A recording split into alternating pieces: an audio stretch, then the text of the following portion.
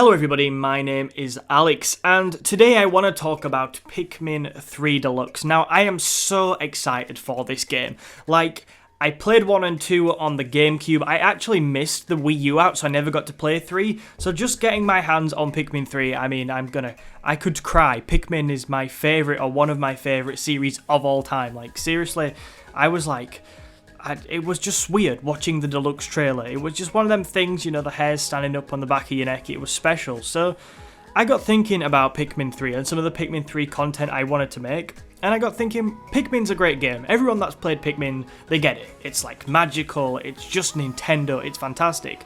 But one of the things I think is undervalued with this game is its role as a strategy game. And so in this video, I kind of wanted to explore why we should better appreciate Pikmin 3 and the Pikmin series as Nintendo's secret strategy game. So first up, why is Pikmin, in my opinion, undervalued as a strategy game, and what makes it a quite interesting and unique strategy experience? Well, I think most people think of Pikmin, the Pikmin series, as nice, not open world, but nice exploration games, It's all about the story, it's all about exploring this fantastic world with these intriguing enemies, and also obviously the absolutely adorable Pikmin.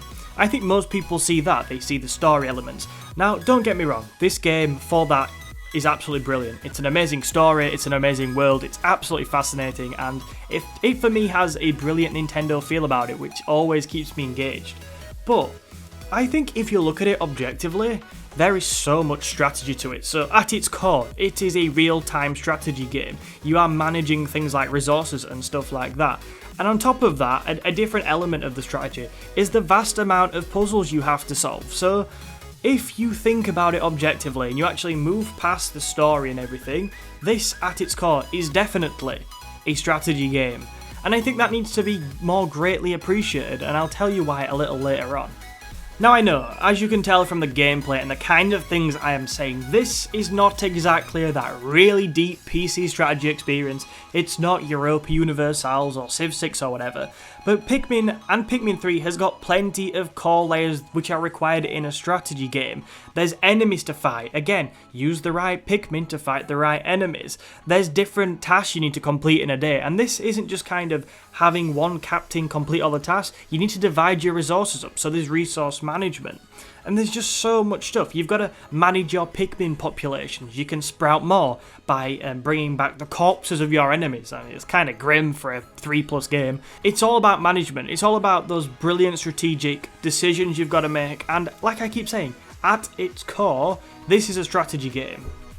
Now, lots of you probably know this. Lots of you probably already know at its core it's a strategy game, or some of you do anyway. But why do I think it's important that we recognise Pikmin and Pikmin 3 as a strategy game more than perhaps we do right now? Well, first and foremost, I think Pikmin has sort of been avoiding one of its biggest target audiences. If we embraced Pikmin as a strategy game more, then surely more strategy lovers are going to be willing to try it out, and that for me is a big thing. I think if you have a Nintendo Switch and like strategy games, you should definitely consider it. Yes, it looks a bit different. Yes, it is a bit different, but it's just really fun, and it's really fun little management bits. And the second and bigger reason why I think we need to start looking at Pikmin as a game which is primarily a strategy game is because I think that's the way to take the game forward. I think the way to take and make Pikmin 4 better than the other Pikmin games is to embrace other elements which you might get in a strategy game.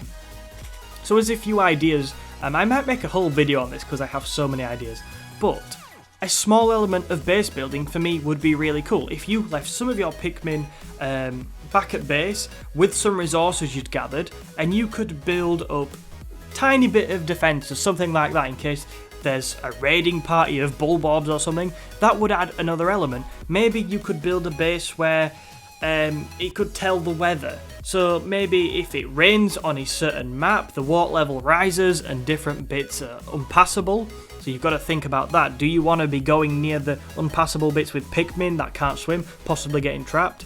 So maybe like a weather forecast station, things like that. Only tiny bits of base building. I don't want this to become like Red Alert, building tanks and stuff like that. But I do think little bits of base building would enhance this game and make it a little bit more interesting. And there's plenty more ideas. But anyway, do let me know what you think. Do you like Pikmin? Do you think that we should appreciate it more as a strategy game to try and get more strategy lovers into the series right now, and obviously to try and improve the game as a strategy game going forward? Or do you think we should just love the Pikmin for being Pikmin?